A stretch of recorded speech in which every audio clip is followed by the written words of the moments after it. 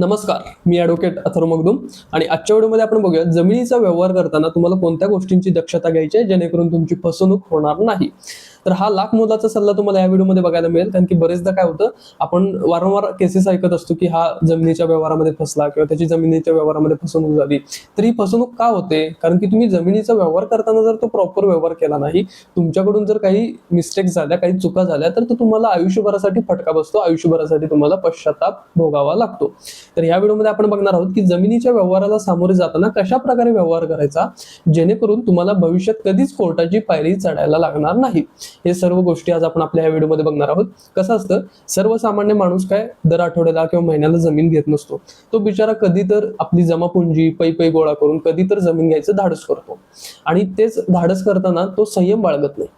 त्याला जमिनीचा म्हणजे जमीन एखादी जर त्याला पसंत पडली तर तो त्या जमिनीसाठी त्याच्या आयुष्यातली सर्व जमापुंजी खर्च करायला तयार असतो, पण त्याला संयम ठेवायचा नसतो. त्याला गडबड असते की ही जमीन आपल्या नावावर कधी होईल, आपण कधी त्या जमिनीचा मालक होईल. आणि ह्या गोष्टीपोटी तो व्यवहारामध्ये एक अशी मोठी चूक करतो जेणेकरून त्याला आयुष्यभर पश्चाताप होतो आणि तो व्यवहारामध्ये फसला जातो. अर्थात असं काही नाहीये की व्यवहारामध्ये फसवणूक होण्यासाठी असलं पाहिजे किंवा तुम्हाला लिहिता वाचता येत नाहीये आणि तुम्ही व्यवहारात फसला, असं काही नसतं. वेल एज्युकेटेड लोक, अगदी उच्च शिक्षित लोक सुद्धा व्यवहारामध्ये त्यांची फसवणूक होते. मग व्यवहारामध्ये फसवणूक होणं त्यांची काही चुकी नसते. बरेचदा काय होतं, व्यवहारामधल्या काही गोष्टी अशा असतात ज्या आपल्याला माहित नसतात. व्यवहार ज्ञानाच्या अभावामुळे त्या गोष्टी होतात. त्यामुळे मी हा व्हिडिओ आज बनवत आहे जेणेकरून तुम्हाला जमिनीचा व्यवहार करताना कोणत्या गोष्टी लक्षात ठेवल्या पाहिजेत, कोणत्या गोष्टींची दक्षता घ्यायला पाहिजे, या सर्व गोष्टी या व्हिडिओमध्ये तुम्हाला समजतील. त्यामुळे कृपया माझी हात जोडून विनंती आहे की हा व्हिडिओ तुम्ही शेवटपर्यंत बघा आणि तसेच हा व्हिडिओ तुम्हाला तुमच्या ग्रुप्समध्ये, फॅमिली सर्कलमध्ये किंवा फ्रेंड सर्कलमध्ये हा व्हिडिओ जेवढा होता होईल तेवढा तुम्ही शेअर करा. तर ह्या व्हिडिओला आपण सुरू करूया. एक गोष्ट लक्षात घ्या, लिटरली आयुष्यात कधीही तुम्ही जमीन विकत घेत असाल तर तुम्हाला त्या जमिनीचा सर्च रिपोर्ट काढल्याशिवाय ती जमीन कधीच विकत घ्यायची नाहीये. ही गोष्ट तुम्ही डोक्यात फिट करा की आयुष्यात कधी, मग भले ती 1 गुंठ्याची जमीन असू दे नाहीतर 100 एकरची जमीन असू दे, सर्च रिपोर्ट काढल्याशिवाय कोणतीच जमीन विकत घ्यायची नाही. ही माझी तुम्हाला अक्षरशः हात जोडून कळकळीची विनंती आहे की जमीन विकत घेताना त्या जमिनीचा सर्च रिपोर्ट काढल्याशिवाय ती जमीन विकत घ्यायची नाही. सर्च रिपोर्ट म्हणजे काय असतो, तर ती जमीन जी आहे त्या जमिनीचे सर्व व्यवहार, त्या जमिनीची स्थिती, या सर्व गोष्टी तुम्हाला त्या सर्च रिपोर्टमध्ये समजतात. म्हणजे थोडक्यात काय, जमिनीचं त्या पोस्टमॉर्टम होतं. जसं बॉडीचं पोस्टमॉर्टम झाल्यावर त्या बॉडीच्या आतल्या गोष्टी आपल्याला समजतात, तसंच त्या जमिनीचं सर्च रिपोर्ट काढल्यानंतर त्या जमिनीमध्ये आतापर्यंत कोणते व्यवहार झाले, त्याच्यावर एखादी कोर्टात केस चालू आहे का, त्याच्यानंतर जो मालक तुम्हाला जमीन विकणार आहे तो खरोखर मालक आहे का, या सर्व गोष्टी तुम्हाला त्या जमिनीच्या सर्च रिपोर्टमध्ये समजतात. बरेचदा काय होतं, आपण जमीन विकत घेताना फक्त 7/12 बघतो. मुळात 7/12 म्हणजे मालकी हक्क नाहीये. त्यामुळे 7/12वर नाव आहे म्हणजे तो मालक झाला, आता मी त्याच्याकडून जमीन विकत घेतो, ही संकल्पना डोक्यातून काढा. 7/12वर नाव असणं आणि मालकी हक्क असणं या 2 वेगवेगळ्या गोष्टी आहेत. त्यामुळे 7/12वर नाव बघून तुम्ही जमीन कधीच खरेदी करू नका. त्या जमिनीचा रितसर सर्च रिपोर्ट काढून घ्यायचा. सर्च रिपोर्ट अन्वये जर तुम्हाला ती जमीन क्लिअर वाटली, टायटल क्लिअर असेल, तर अशा केसमध्येच तुम्हाला ती जमीन विकत घ्यायची आहे. जमिनीचा सर्च रिपोर्ट काय असतो, कशी प्रक्रिया असते, किती खर्च येतो, या सर्व गोष्टींवर मी ऑलरेडी व्हिडिओ बनवलेला आहे. त्याची लिंक मी तुम्हाला कमेंटमध्ये देतो. त्यामुळे सर्च रिपोर्ट संदर्भात जर तुम्हाला डिटेल माहिती हवी असेल तर तो व्हिडिओ बघा. पण एक गोष्ट लक्षात ठेवा, जमिनी व्यवहारामध्ये मधली सर्वात पहिली पायरी आहे तो आहे सर्च रिपोर्ट. त्यामुळे सर्च रिपोर्ट शिवाय आयुष्यात कधीच कोणती जमीन विकत घ्यायची नाही. आता वळूयात आपण पुढच्या पायरीकडे, म्हणजे पुढच्या मुद्द्याकडे. ती आहे मोजणी व सीमा. ज्यावेळेस तुम्ही एखादी मालमत्ता पसंत केलेली असता, मालमत्ता असू दे किंवा जमीन, त्यावेळेस तुम्हाला प्रत्यक्ष तिथे जाऊन, त्या ठिकाणी जाऊन त्या मालमत्तेची मोजणी करायची आहे.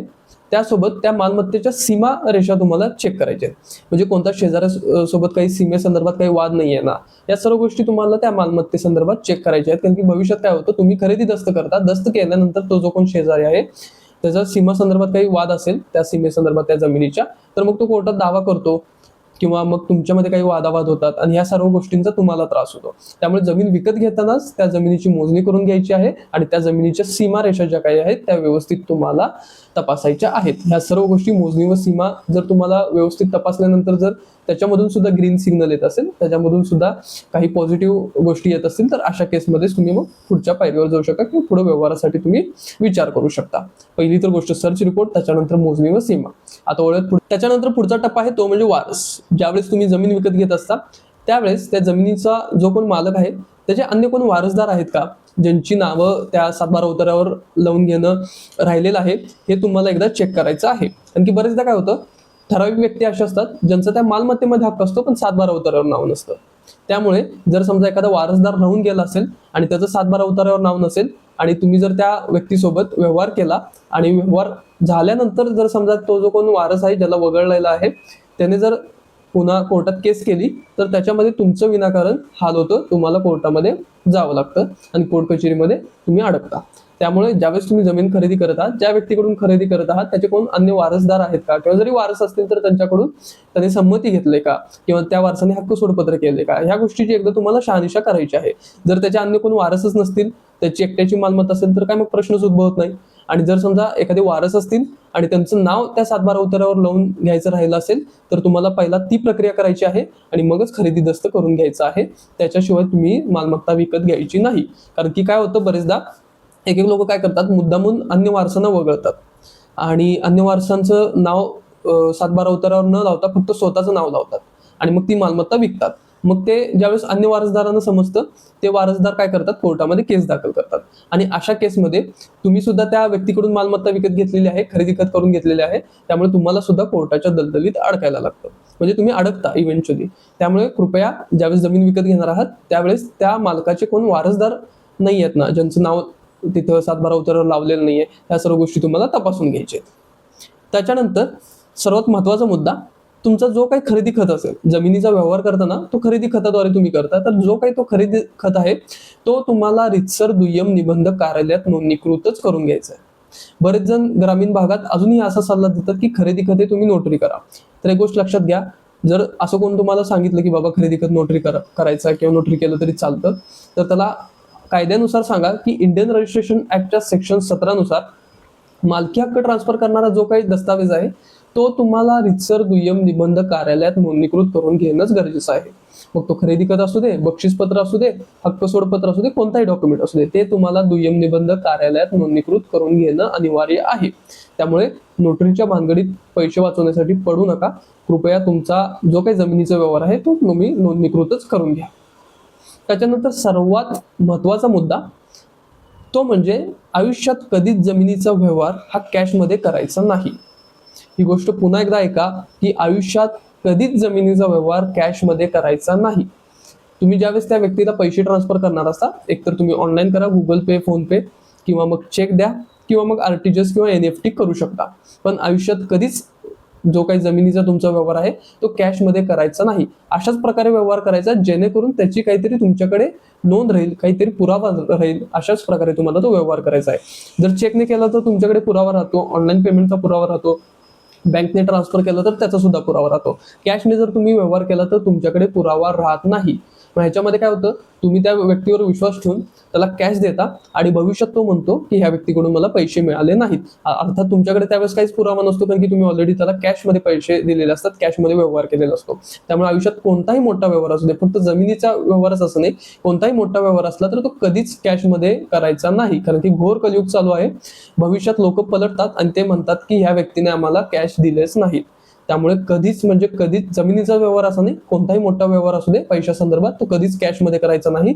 आता सुदैवानं आपल्याकडे भरपूर ऑप्शन आहेत. ऑनलाईन पेमेंट आहे, आरटीजीएस, एनईएफटी आहे, चेक आहे, या सर्व प्रकारचे सोयी सुविधा आपल्याला अवेलेबल आहेत. त्यामुळे पैशाचा व्यवहार, मग तो जमिनी संदर्भात असू दे, मालमत्ता विकत घेण्यासंदर्भात किंवा अन्य कोणताही पैशाचा व्यवहार असू दे, तो तुम्हाला रितसर एकतर ऑनलाईन पेमेंट, चेक किंवा आरटीजीएस, एनईएफटी म्हणजे ज्याची तुमच्याकडे नोंद राहील, पुरावा राहील, अशा प्रकारेच तुम्ही त्या जमिनीच्या व्यवहारासाठी पैसे ट्रान्सफर करायचे किंवा कोणताही मोठा व्यवहार करणार असाल तर ह्या प्रकारेच तुम्हाला करायचा आहे. तर हा होता आजचा व्हिडिओ. या व्हिडिओमध्ये आपण जमिनीचा व्यवहार ज्यावेळेस तुम्ही करत असतात त्यावेळेस किंवा भविष्यात करणार असाल तर त्यावेळेस तुम्हाला कोणत्या काळजी घ्यायची आहेत या गोष्टीवर आज आपण हा व्हिडिओ बनवलेला. हा व्हिडिओ बनवण्याची आवश्यकता हीच होती, कारण की रोज आम्ही कोर्टात बघतो की बरेचशी लोक अशी असतात, 10 ते 15% लोक अशी असतात की ज्यांचा कोर्ट कचेरीशी काही संबंध नसतो. बऱ्याचदा काय होतं, तुमचा जर आपापसात वाद असेल तर तुम्ही कोर्टाची पायरी चढता, म्हणजे कोर्टातून तुम्ही न्याय घेण्यासाठी कोर्टामध्ये येता. पण बरेचदा काय होतं, काही लोक असे असतात की ज्यांचा त्या घटनेशी काहीच संबंध नसतो, त्या केसशी काहीच संबंध नसतो, विनाकारण ते गुरफटले असतात कोर्ट कचेरीमध्ये. मग हे का होतं, ह्या सर्वांसाठी एकच गोष्ट कारणीभूत आहे, ते म्हणजे व्यवहार ज्ञानाचा अभाव.